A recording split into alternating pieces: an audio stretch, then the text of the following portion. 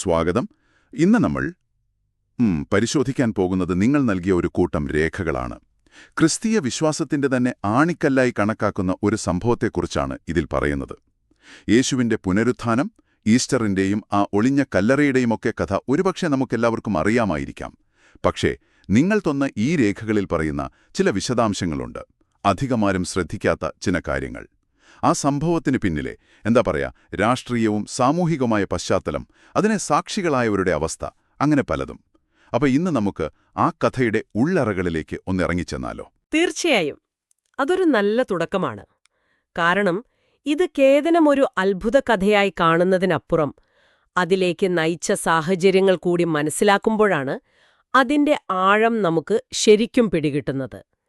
നിങ്ങൾ പറഞ്ഞതുപോലെ ആ കാലത്തെ അധികാരവർഗത്തിന്റെ ഭയം, പിന്നെ സാധാരണക്കാരായ അനുയായികളുടെ ആശയക്കുഴപ്പം, ഒരു പ്രസ്ഥാനത്തെ അതിന്റെ തുടക്കത്തിൽ തന്നെ ഇല്ലാതാക്കാനുള്ള ഒരു ശ്രമം, ഇതെല്ലാം ചേർന്ന ഒരു പശ്ചാത്തലത്തിലാണ് നമ്മൾ ഈ സംഭവത്തെ കാണേണ്ടത്. അപ്പൊ എവിടെ നിന്നാണ് നമ്മൾ തുടങ്ങുന്നത്? ആ വെള്ളിയാഴ്ചയിൽ നിന്നോ? അതെ, നമുക്ക് അവിടെ നിന്ന് തന്നെ തുടങ്ങാം. യേശുവിനെ ക്രൂശിച്ചു, അദ്ദേഹം മരിച്ചു, ശരീരം അരിമധ്യക്കാരനായ ജോസഫിന്റെ കല്ലറയിൽ സംസ്കരിച്ചു. വളരെ വേഗത്തിൽ കാര്യങ്ങൾ നടന്നു. പക്ഷേ നിങ്ങളുടെ രേഖകൾ ഒരു കാര്യത്തിന് വലിയ ഊന്നൽ നൽകുന്നുണ്ട്: മുദ്രവെച്ച കല്ലറ. അതായത് വെറുതെ ഒരു കല്ല് ഉരുട്ടിവെച്ചു പോവുകയായിരുന്നില്ല, അല്ലേ?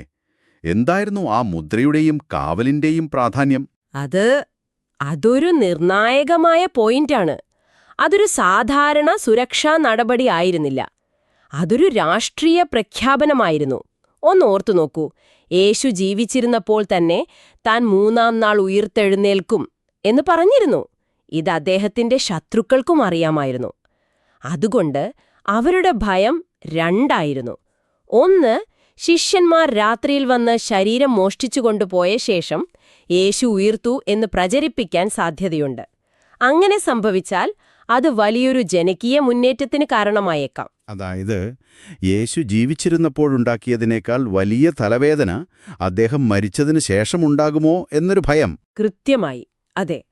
രണ്ടാമത്തെ കാര്യം, ആ പ്രസ്ഥാനത്തിന് ഒരു പൂർണ്ണ വിരാമമിടുക എന്നതായിരുന്നു ലക്ഷ്യം. റോമൻ അധികാരത്തിന്റെ ഔദ്യോഗിക മുദ്ര ഒരു കല്ലറയുടെ മേൽ പതിക്കുന്നു. അതിന് റോമൻ പടയാളികളെ കാവൽ നിർത്തുന്നു. ഇതിനർത്ഥം ഈ കഥ ഇവിടെ തീർന്നു, ഇനി ഇതിനൊരു തുടർച്ചയില്ല എന്ന് ഭരണകൂടം ഉറക്കെ പ്രഖ്യാപിക്കുകയാണ്. ആ മുദ്ര പൊട്ടിക്കാൻ ആരും ധൈര്യപ്പെടില്ല. ആ കാവലിനെ മറികടക്കാൻ ആരും ശ്രമിക്കില്ല. മാനുഷികമായി സാധ്യമായ എല്ലാ പഴുതുകളും അവരവിടെ അടയ്ക്കുകയായിരുന്നു. ആ കല്ലറ യേശു എന്ന ആശയത്തിന്റെ തന്നെ ഒരു ശവക്കല്ലറയായി അവർ കണ്ടു. അപ്പോ ആ മുദ്രവെച്ച കല്ലറ ഒരു അവസാനത്തിന്റെ ചിഹ്നമായിരുന്നു. പക്ഷെ അവിടെയാണ് കഥയുടെ ഗതി മാറുന്നത്. 3-ാം ദിവസം, ഞായറാഴ്ച പുലർച്ചെ, എല്ലാം തകർന്ന് തങ്ങളുടെ നേതാവിനെ നഷ്ടപ്പെട്ട് ദുഃഖിച്ചിരിക്കുന്ന ഒരു കൂട്ടം സ്ത്രീകൾ ആ കല്ലറയിലേക്ക് പോവുകയാണ്. സുഗന്ധദ്രവ്യങ്ങൾ പൂശുക, അതായിരുന്നു അവരുടെ ലക്ഷ്യം. ആ ഒരു രംഗമൊന്ന് ഓർത്തുനോക്കൂ. പ്രതീക്ഷകളെല്ലാം അസ്തമിച്ച ഭയന്ന് വിറച്ചൊരു പ്രഭാതം. അതെ. എന്നാൽ അവരവിടെ എത്തുമ്പോൾ കാണുന്ന കാഴ്ച അവരുടെ സങ്കല്പങ്ങൾക്കും അപ്പുറമായിരുന്നു. കല്ലറ അടച്ചിരുന്ന ആ ഭീമാകാരമായ കല്ല് ഉരുട്ടി മാറ്റിയിരിക്കുന്നു. അതിലും ഞെട്ടിക്കുന്ന കാര്യം, കല്ലറ ശൂന്യമാണ്. അവരുടെ ആദ്യത്തെ പ്രതികരണം ഭയവും ആശയക്കുഴപ്പവുമായിരുന്നു. ശരീരം ആരെങ്കിലും മോഷ്ടിച്ചോ? ശത്രുക്കൾ വീണ്ടും അപമാനിച്ചോ? ആ നിമിഷത്തിലാണ് ഒരു ദൈവദൂതൻ പ്രത്യക്ഷപ്പെട്ട് ആ ചരിത്രപരമായ പ്രഖ്യാപനം നടത്തുന്നത്: അവനിവിടെയില്ല, താൻ പറഞ്ഞതുപോലെ ഉയിർത്തെഴുന്നേറ്റു. ഇവിടെയാണ് എനിക്ക് കൗതുകം തോന്നുന്നൊരു കാര്യം. ലോകചരിത്രത്തെ തന്നെ മാറ്റിമറിച്ചു എന്ന് പറയപ്പെടുന്ന ഈ സംഭവത്തിന് ആദ്യത്തെ സാക്ഷികളാകുന്നത് സ്ത്രീകളാണ്. മഗ്ദലേന മറിയത്തിന്റെ പേര് നിങ്ങളുടെ രേഖകൾ എടുത്തു പറയുന്നുണ്ട്. 2000 വർഷം മുൻപത്തെ ഒരു പുരുഷാധിപത്യ സമൂഹത്തിൽ എന്തുകൊണ്ടാണ് ഈ കണ്ടെത്തലിന്റെ ക്രെഡിറ്റ് സ്ത്രീകൾക്ക് നൽകിയത്? അതൊരു വിചിത്രമായ തിരഞ്ഞെടുപ്പല്ലേ? അതൊരു വിചിത്രമായ തിരഞ്ഞെടുപ്പ് മാത്രമല്ല, ചരിത്രപരമായി നോക്കിയാൽ അവിശ്വസനീയമായ ഒരു തിരഞ്ഞെടുപ്പ് കൂടിയാണ്. കാരണം നിങ്ങൾ പറഞ്ഞതുപോലെ ആ കാലത്തെ യഹൂദ, റോമൻ സമൂഹങ്ങളിൽ ഒരു സ്ത്രീയുടെ സാക്ഷ്യത്തിന് നിയമപരമായി യാതൊരു വിലയുമില്ലായിരുന്നു. ഒരു കോടതിയിൽ അവരുടെ വാക്ക് സ്വീകാര്യമല്ല.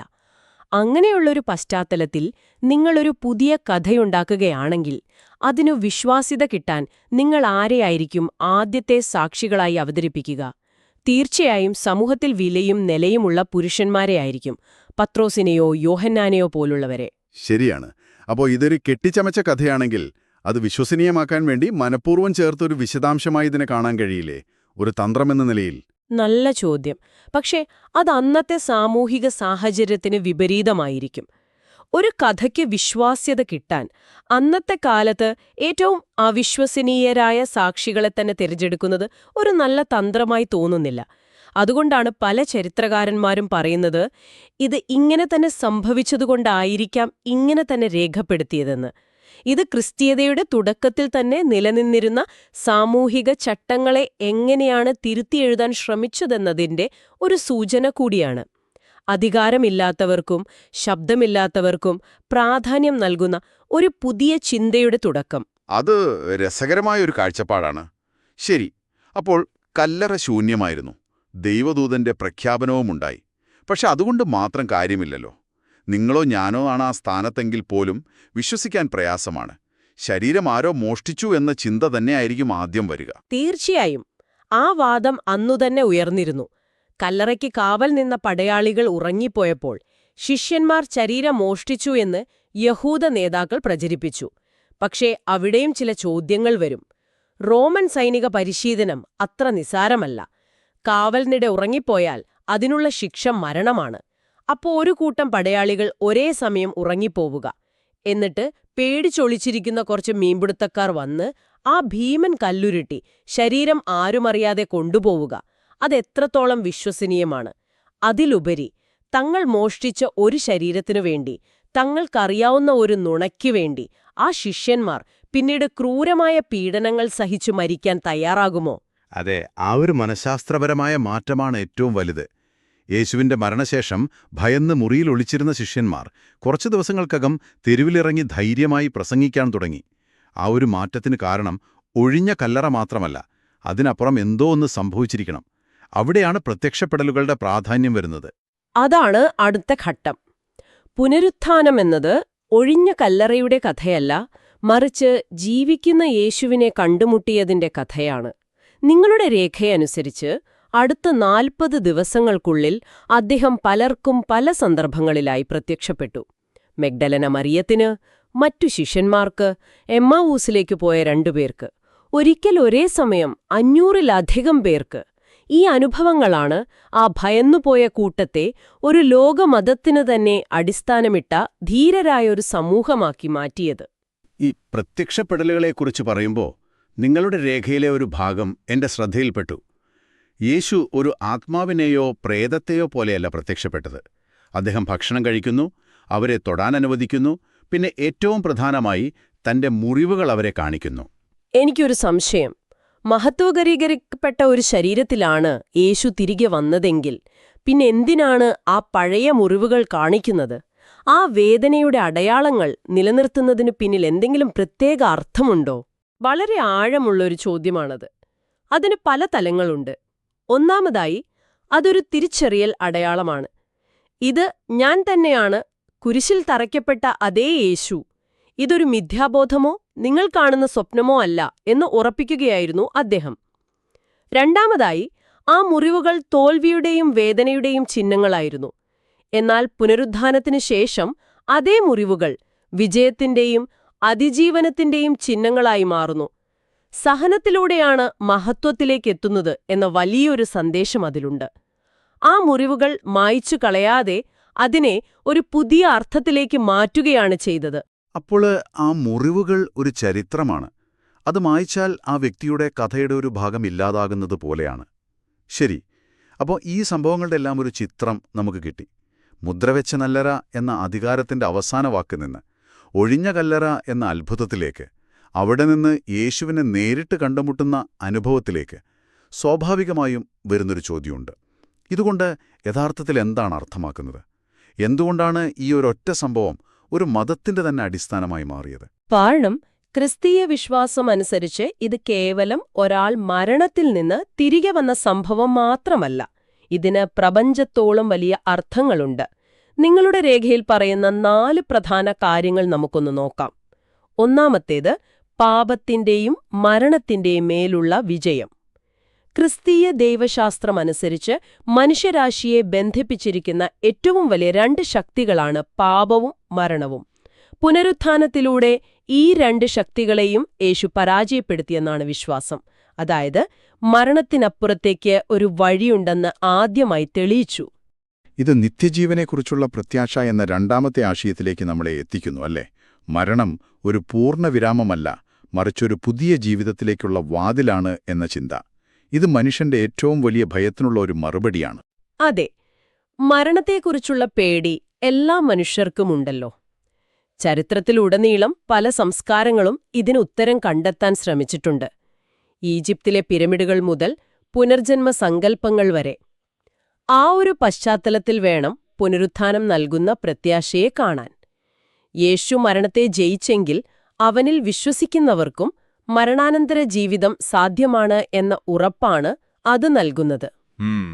മൂന്നാമത്തെ ആശയം കുറച്ചുകൂടി വ്യക്തിപരമാണ്. നവീകരണവും ആത്മീയമായ പുനർജന്മവും. ഇത് മരണാനന്തര ജീവിതത്തെക്കുറിച്ചല്ല, മറിച്ച് ഈ ജീവിതത്തിൽ തന്നെ സാധ്യമാകുന്ന ഒരു മാറ്റത്തെക്കുറിച്ചാണ് പറയുന്നത്. വളരെ ശരിയാണ്. പുനരുത്ഥാനം പഴയതിന്റെ അവസാനവും പുതിയതിന്റെ തുടക്കവുമാണ്. അതുപോലെ ഏതൊരു വ്യക്തിക്കും തന്റെ പഴയ ജീവിത രീതികൾ, തെറ്റുകൾ, ദുശ്ശീലങ്ങൾ എന്നിവയെല്ലാം ഉപേക്ഷിച്ച് ഒരു പുതിയ മെച്ചപ്പെട്ട ജീവിതം തുടങ്ങാൻ കഴിയുമെന്നതിന്റെ ശക്തമായ ഒരു പ്രതീകമായി ഇത് മാറി. ഓരോ വ്യക്തിയുടെ ജീവിതത്തിലും ഒരു പുനരുത്ഥാന അനുഭവം സാധ്യമാണ് എന്ന ചിന്തയാണിത്. നാലാമതായി, ഇതെല്ലാം ദൈവത്തിന്റെ വലിയൊരു രക്ഷാപദ്ധതിയുടെ പൂർത്തീകരണമായാണ് വിശ്വാസികൾ കാണുന്നത്. ഈ രേഖ വായിച്ചപ്പോൾ എന്റെ ശ്രദ്ധയിൽപ്പെട്ട ഒരു വാക്കാണ് ദൈവിക മഹത്വത്തിലേക്കുള്ള രൂപാന്തരം, ട്രാൻസ്ഫോർമേഷൻ ഇൻടു ഡിവൈൻ ഗ്ലോറി. അതൊന്ന് വിശദീകരിക്കാമോ? സാധാരണ ജീവിതത്തിലേക്ക് മടങ്ങി എന്ന് പറയുന്നതിൽ നിന്ന് ഇതെങ്ങനെയാണ് വ്യത്യസ്തമാകുന്നത്? അതൊരു പ്രധാന വ്യത്യാസമാണ്. ബൈബിളിൽ തന്നെ ലാസറിനെ യേശു മരണത്തിൽ നിന്ന് ഉയർപ്പിക്കുന്നൊരു സംഭവമുണ്ട്. അതൊരു അത്ഭുതമായിരുന്നു. പക്ഷെ ലാസർ തന്റെ പഴയ ജീവിതത്തിലേക്ക് മടങ്ങി വരികയും പിന്നീട് ഒരു നാൾ വീണ്ടും സ്വാഭാവികമായി മരിക്കുകയും ചെയ്തു. അതൊരു താൽക്കാലിക തിരികെവരവായിരുന്നു. എന്നാൽ യേശുവിന്റെ പുനരുത്ഥാനം അങ്ങനെയല്ല. അതൊരു പഴയ അവസ്ഥയിലേക്കുള്ള മടക്കമല്ല, മറിച്ച് മരണത്തെ എന്നേക്കുമായി പരാജയപ്പെടുത്തിയ ഒരു പുതിയ മഹത്വീകരിക്കപ്പെട്ട ഭൗതിക നിയമങ്ങൾക്കതീതമായ ഒരു അവസ്ഥയിലേക്കുള്ള മാറ്റമാണ്. അതുകൊണ്ടാണ് അതിനെ കേവലം ഒരു പുനർജീവനം എന്നതിലുപരി രൂപാന്തരം എന്നു വിശേഷിപ്പിക്കുന്നത്. അപ്പോ ആത്യന്തികമായി ഈ സംഭവം നൽകുന്ന സന്ദേശം എന്താണ്? ക്രൂശിൽ കണ്ടത് തിന്മയുടെയും അനീതിയുടെയും വിജയമാണെങ്കിൽ പുനരുത്ഥാനം എന്തിന്റെ വിജയമാണ് പ്രഖ്യാപിക്കുന്നത്? സ്നേഹം, സത്യം, നീതി എന്നിവയ്ക്ക് ഈ ലോകത്തിലെ തിന്മയുടെയും വെറുപ്പിന്റെയും ശക്തികൾക്കുമേൽ ആത്യന്തികമായി വിജയമുണ്ടാകും എന്നുള്ള ശക്തമായ സന്ദേശമാണ് അത് നൽകുന്നത്. കുരിശിൽ ലോകത്തിന്റെ കണ്ണിൽ സ്നേഹം പരാജയപ്പെട്ടു, സത്യം നിശ്ശബ്ദമാക്കപ്പെട്ടു. എന്നാൽ 3-ാം നാൾ ആ നിശ്ശബ്ദത ഭേദിക്കപ്പെട്ടു. സ്നേഹം മരണത്തേക്കാൾ ശക്തമാണെന്ന് പ്രഖ്യാപിക്കപ്പെട്ടു. ഈയൊരു വിശ്വാസമാണ് പ്രതിസന്ധികളിലും പീഡനങ്ങളിലും ലോകമെമ്പാടുമുള്ള കോടിക്കണക്കിന് മനുഷ്യർക്ക് നൂറ്റാണ്ടുകളായി ശക്തി പകർന്നു നൽകുന്നത്. ഇതിന്റെ ആഘോഷമാണല്ലോ നമ്മൾ ഈസ്റ്ററായി കാണുന്നത്. അത് വിശ്വാസത്തിന്റെയും നവീകരണത്തിന്റെയും പ്രത്യാശയുടെയും ഒരു ആഗോള പ്രതീകമായി മാറുന്നു. അപ്പോൾ നിങ്ങൾ നൽകിയ രേഖകളെ അടിസ്ഥാനമാക്കി നമ്മളിന്ന് ഒരുപാട് ദൂരം സഞ്ചരിച്ചു. അധികാരത്തിന്റെ പ്രതീകമായ ഒരു മുദ്രവെച്ച കല്ലറയിൽ നിന്ന് ചരിത്രത്തിന്റെ ഗതി മാറ്റിയെന്ന് വിശ്വസിക്കപ്പെടുന്ന ഒരു ഒഴിഞ്ഞ കല്ലറയിലൂടെ പിന്നീട് ഭയന്നുപോയ ശിഷ്യന്മാർക്ക് മുന്നിൽ യേശു പ്രത്യക്ഷപ്പെടുന്നതുവരെയുള്ള സംഭവങ്ങൾ നമ്മൾ ചർച്ച ചെയ്തു. അതെ, ആ സംഭവങ്ങളുടെ പിന്നിലെ നാടകീയതയും അതിന് സാക്ഷികളായ സ്ത്രീകളുടെ പ്രാധാന്യവും പിന്നീട് പ്രത്യക്ഷപ്പെടലുകളിലെ ശാരീരികമായ തെളിവുകളും നമ്മൾ പരിശോധിച്ചു. കേവലം ഒരു അത്ഭുതത്തിനപ്പുറം ആ സംഭവത്തിന് ക്രിസ്തീയ വിശ്വാസത്തിൽ നൽകുന്ന അർത്ഥതലങ്ങളിലേക്ക് നമ്മൾ കടന്നുചെന്നു. പാപത്തിനും മരണത്തിനും മേലുള്ള വിജയം, നിത്യജീവനെക്കുറിച്ചുള്ള പ്രത്യാശ, ഓരോ വ്യക്തിക്കും സാധ്യമാകുന്ന ആത്മീയ നവീകരണം, പിന്നെ ഇതെല്ലാം ചേർന്നുള്ള ദൈവീക മഹത്വത്തിലേക്കുള്ള രൂപാന്തരം എന്ന വലിയ ആശയം, സ്നേഹവും സത്യവും അവസാനം വിജയിക്കും എന്ന സന്ദേശമാണ് ഈ സംഭവം മുന്നോട്ട് വയ്ക്കുന്നത് എന്ന് നമ്മൾ കണ്ടു. ഈ ചർച്ച അവസാനിപ്പിക്കുമ്പോൾ നിങ്ങൾക്ക് ചിന്തിക്കാനായി ഒരു കാര്യം കൂടി തരാം.